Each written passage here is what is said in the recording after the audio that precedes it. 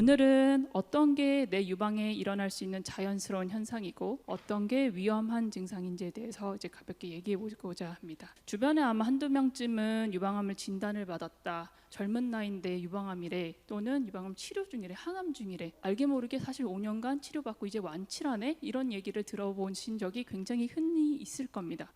유방암이라는 말을 들으면 우리 모두가 굉장히 불안해집니다. 나도 유방암은 아닐까? 나 가슴 찌릿찌릿했는데 나 검사 받아봐야 되나? 이런 이제 불안감이 막연하게 들어오고, 그래서 인터넷 검색을 굉장히 많이 하죠. 검색을 해보면 정말 많은 정보가 인터넷에 있습니다. 그런데 문제는 그 정보가 어떤 건 이렇고 어떤 건 저렇고 다 이제 다르기 때문에 더 불안해지는 경우가 좀 많은 것 같습니다. 사실 유방은 두려움의 대상이 아닙니다. 유방은 우리 몸의 균형, 그다음에 자신감, 그다음에 이제 삶의 리듬과도 굉장히 잘 이제 연관되어 있는 그런 소중한 기관이죠. 우리 유방을 이해하는 것은 굉장히 중요하다고 저는 생각합니다. 결국에는 이제 우리가 얼마나 유방에 대해서 알고 있는지, 유방의 구조와 어떤 게 자연스러운 변화인지, 검사는 어떤 종류가 있고 나에게 해당하는 검사는 어떤 것인지, 유방이 아플 때는 어떻게 해야 되는지, 멍울이 만져질 때는 어떻게 되는지, 그 다음에 또 많이들 잘 드러내지는 않지만 궁금해하는 유방 성형해도 될까요?로 마무리를 하려고 합니다. 유방은 단순히 지방 덩어리가 아닙니다. 모유가 만들어지는 유선, 그러니까 젖샘과 지방, 결합 조직, 신경, 혈관, 이런 게 정교하게 얽혀져 있는 아주 소중한 기관이죠. 호르몬의 변화에 따라서 우리의 유방은 많은 변화를 겪게 됩니다. 생리 전후쯤에 해서 팽창을 하다 보니까 좀 뻐근하게 느껴지기도 하고요. 그 다음에 배란기에는 가슴이 좀 단단하게 느껴지면서 아프다고 하는 사람들도 꽤 많이 있습니다. 이런 거는 굉장히 자연스러운 현상이면서 우리 여자라면 한두 달에 한 번씩은 겪게 되는 그런 변화이죠. 또 임신과 수유 기간에는 우리 가슴이 이제 새로운 생명을 키우려고 하는 완전체로 변하게 됩니다.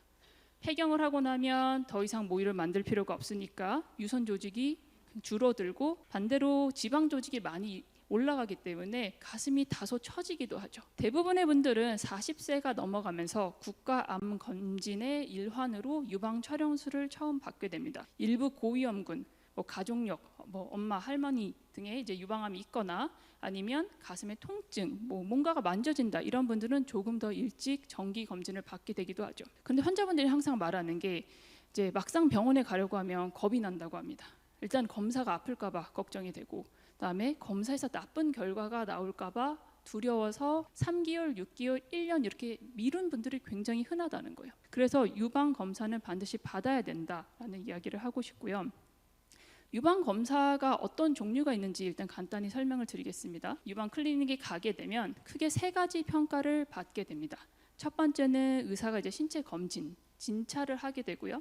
그다음에 영상 검사로 유방 촬영술이 있고, 우리나라 같은 경우에는 유방 초음파도 추가로 같이 세트로 묶어서 하는 경우가 많습니다. 2가지 검사가 보려고 하는 게 좀 다르기 때문인데, 유방 촬영술 같은 경우에는 우리가 이제 석회화라든지 아니면 구조적 뒤틀림 같이 가슴을 전체적으로 평가하는 그런 검사 방법이라고 하면, 유방 초음파는 치밀한 유방 에서 이제 좀 혹을 좀 빨리 발견하는 데 도움이 되는 그런 검사라고 생각하시면 되고, 따라서 상호 보완적인 검사이기 때문에 하나를 고르는 게 아니라 둘을 같이 묶어서 하는 경우가 많은 겁니다. 만약에 이 2가지 검사 중에 문제가 있을 때는 조직 검사 같은 걸 통해서 어떤 문제인지 파악할 수 있고 대처하게 되죠. 이게 이제 대표적인 유방 촬영술 기계와 이제 사진인데, 유방 촬영술은 저선량 엑스레이를 사용해서 이제 가슴을 찍게 되고, 그렇게 되면 지방 조직, 즉 말캉한 조직은 검정색으로 나오고 유선 조직은 하얗게 나오기 때문에 오른쪽 그림처럼 혹이 나왔을 때 잘 발견을 할 수가 있게 됩니다. 그런데 문제는 치밀 유방이죠. 치밀 유방인 경우, 유방 치밀도가 높은 경우에는 유선 조직이 기본적으로 다 하얗게 보입니다. 그렇다 보니까 혹이 저렇게 크게 생기더라도 가려져서 잘 발견되지 않는 경우가 많습니다. 우리나라에서는 유난히 유방이 치밀한 분이 많아서 70% 이상이 치밀한 경우가 많은 것 같습니다. 그래서 초음파라는 이제 검사를 추가하게 되는 거고, 초음파는 이제 음파를 이용해서 가슴 내부에 있는 구조물들을 보는 거기 때문에 혹 같은 게 작게 있어도 좀 발견을 할 수가 있게 되는 겁니다. 또 유방 MRI라는 거는 이제 유방암을 진단을 받았다든지 아니면 브라카 같은 이제 유전자 변이, 그런 문제가 있었을 때 또는 가슴을 다른 검사로 평가할 수 없을 때 추가하게 되는 정밀 검사로 유방 MRI가 있는 거고요. 이건 일반적으로 하는 검사는 아닙니다. 그래서 유방 촬영술과 초음파가 기본이 된다.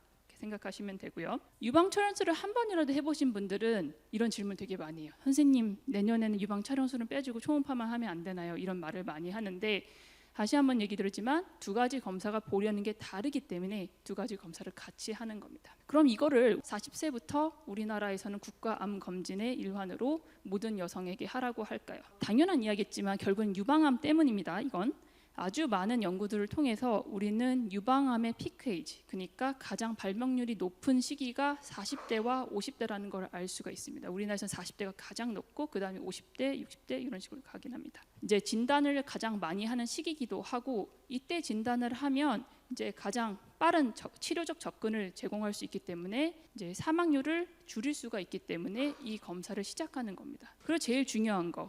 유방암에 걸린 대부분의 환자, 75% 이상의 환자분들이 사실 가족력이 없거든요. 내 가족 중 유방암이 없는데 전 안 해도 되나요? 라는 질문은 이제 있을 수 없는 거죠. 모든 여성이 유방에 대한 검사를 2년에 한 번은 받아야 된다라는 뜻입니다. 그렇다면 어떤 경우에는 조금 더 빨리 받아야 되고 어떤 경우에는 유방 초음파라는 거를 반드시 추가해야 될까요? 우리는 평생 유방암에 걸릴 확률이 20%가 높을 때, 20%보다 더 넘을 때 흔히 고위험군이라고 표현을 합니다. 쉽게 생각하면 뭐 브라카라든지 유전성 돌연변이가 확인이 되어 있는 경우나 가족 중 또는 내가 유방암 또는 난소암이 있는 경우, 그다음에 내가 예전에 어릴 때 가슴에 혹이 있어서 제거를 했는데 그게 전암성 병변이더라, 비정형 세포더라, 뭐 이런 경우를 이제 흔히 고위험군이라고 하죠. 근데 그와 더불어 우리나라에는 요즘에는 출산을 안 하는 경우들이 종종 있죠. 그래서 출산을 한 적이 없거나 그 다음에 호르몬 대치호흡을 좀 장기간 여러 가지 이유로 받을 수 있습니다. 젊은 분들도. 그래서 그런 분들은 유방 초음파를 반드시 추가해야 되고 그런 분들의 경우에는 이제 조금 더 40세보다 이른 나이에 유방에 대한 검사를 조기 검진을 필요하게 된다라고 보시면 되겠습니다.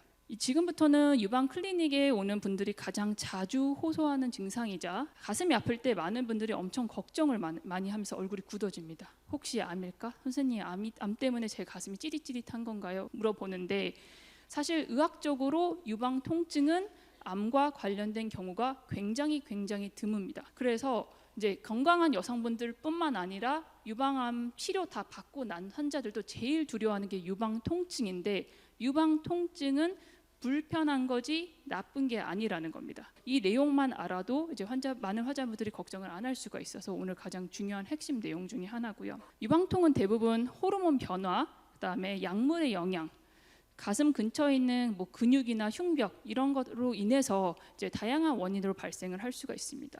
크게 세 가지로 나눌 수가 있는데요. 가장 흔한 건 월경을 계속 하고 있는 분들이 갖게 되는 주기성 통증입니다. 이거는 월경 주기와 관련된 통증이고 폐경 전 여성에서 가장 흔하고 전체 여성 유방 통증의 3분의 2 정도에 해당되는 그런 이제 통증이라고 생각하면 되겠습니다.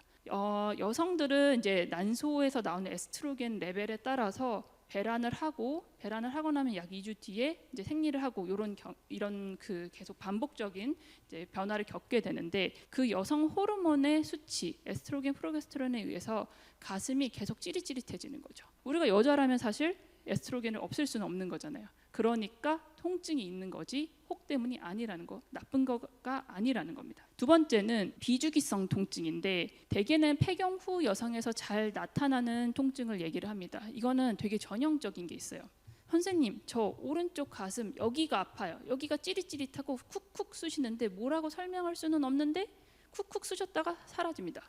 이런 식으로 표현을 많이 해요. 이게 이제 대표적인 통증인데 요거는 대개는 그래서 이게 폐경 후에 통증이 나타나는 경우에는 이런 식으로 한쪽 특정 부위에 나타나는 비주기성 통증이 이제 가장 흔하고 그 다음에는 조금 드물긴 하지만 유방 때문이 아니라 그 근처 가슴 뒤에는 근육이 있고 그다음에 뼈가 있죠. 그다음에 어깨가 있고 근처로 이런 쪽에서 이제 나타나는 이제 파생되는 그런 통증이 이제 유방 외 통증이라고 보면 되겠습니다.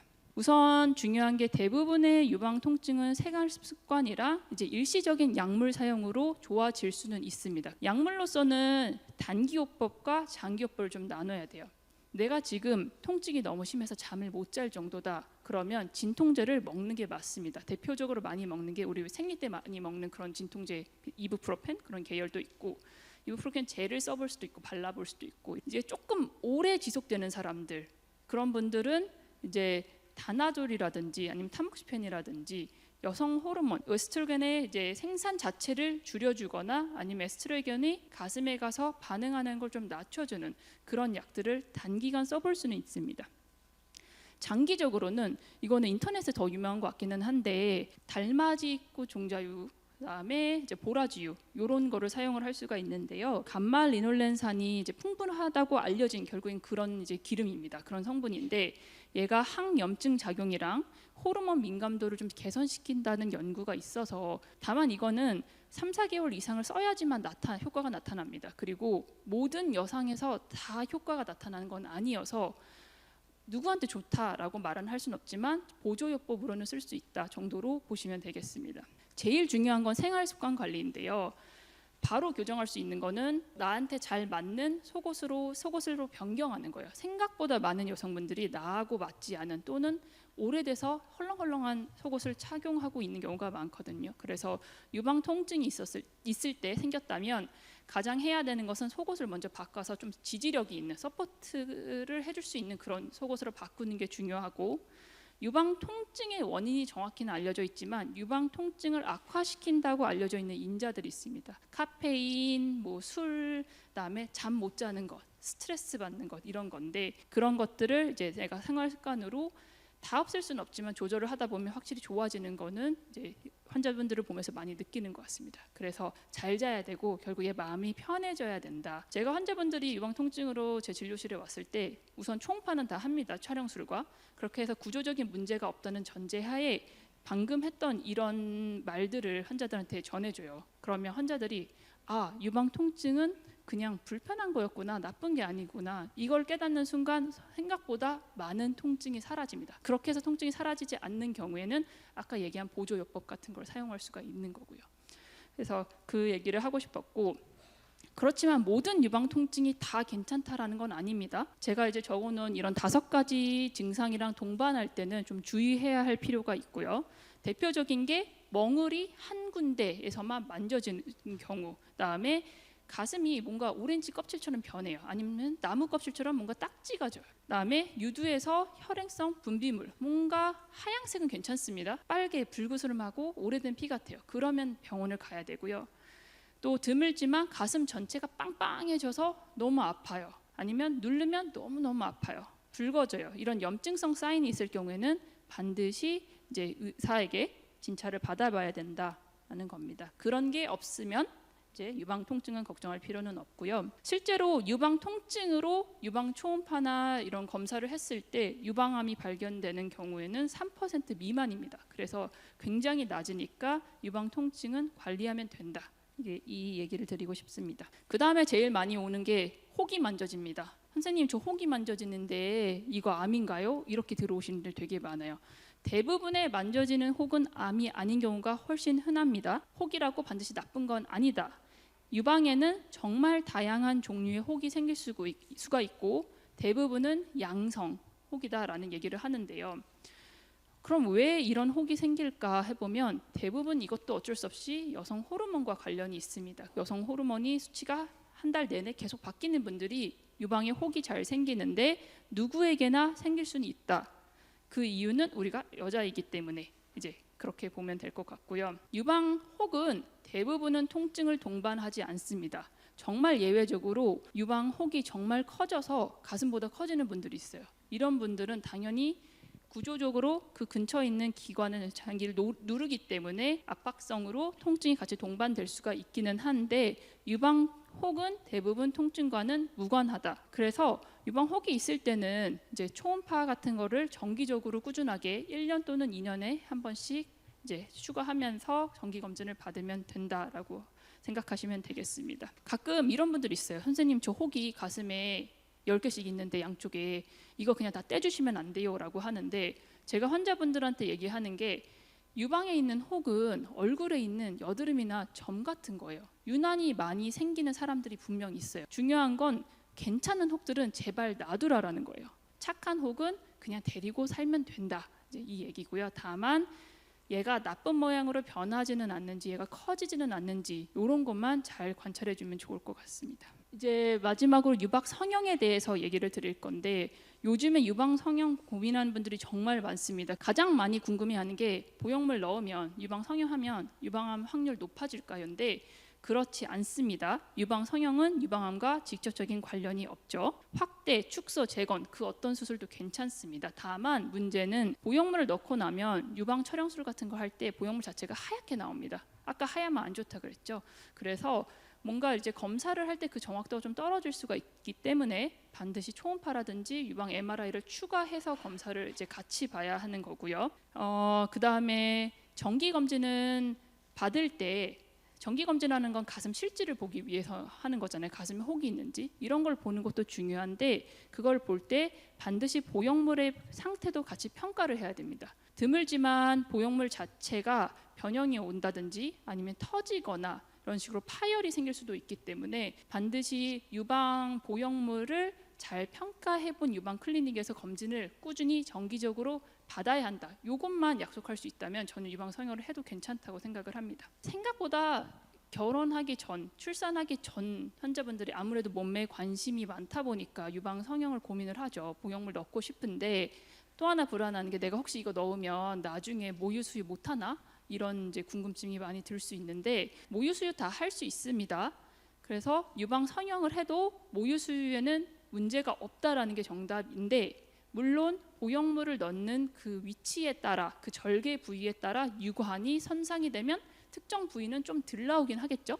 그래서 그게 하나. 그 다음에 정상적으로도 이제 임신 출산 시에는 가슴이 빵빵히 부푸는데, 우리 몸은 기본적으로 빵빵히 부풀면 아프거든요. 그게 이제 화장실을 가기 전에 장이 부풀어서 아픈 것처럼 가슴이 빵빵히 부풀면 아픈데 보형물이 더 있어 버리니까 더 아프겠죠. 그래서 이거는 하나 감당해야 될 문제다라고 저는 반드시 알려주고 있기는 합니다. 그래서 주변에 유방 성형 하고 싶다라는 사람들 있으면 이거를 같이 이렇게 전달해서 해라 해도 상관없습니다. 말릴 필요는 없다라는 거고요. 오늘 이제 마무리하면서 꼭 기억하셨으면 하는 5가지는 이 5가지인데요. 제일 중요한 거는 유방 촬영술은 어쨌든 40세부터는 반드시 모든 여성이 다 해야 하는 거고, 여성 8명 중에 1명은 평생 유방암을 한 번은 경험을 한다곤 합니다. 그 정도로 높은 유병률을 보이고 있기 때문에 유방 촬영술이든 초음파든 본인에 해당되는 이제 검사를 한 병원, 제발 여러 병원 돌아다니지 마시고요. 한 병원에서 꾸준히 받으세요. 왜냐하면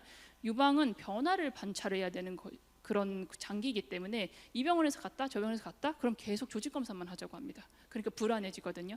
만약에 내가 좀 뭔가 찝찝한 게 있어요. 가족력이 있는 것 같아. 그런 경우에는 25살부터는 뭐 유방 초음파 같은 것을 검사를 유방 촬영술보다 더 먼저 시작해 볼 수 있습니다. 유방통, 제가 계속 강조하지만 불편한 거지 나쁜 게 아닙니다. 물론 걱정이 되면 전문가를 찾아가서 내 가슴에 대해서 이해하고 불안감을 없애고 나를 지키는 게 가장 중요할 것 같긴 합니다. 유방은 두려움의 대상이 아니라 내 몸의 리듬과 변화를 보여주는 소중한 기관입니다. 오늘 이야기가 여러분이 불안 대신에 이제 이해로 한 걸음 더 다가가는 시간이 되었기를 바랍니다. 저는 여러분들의 가슴을 그리고 여러분들의 멋진 삶을 응원합니다. 감사합니다.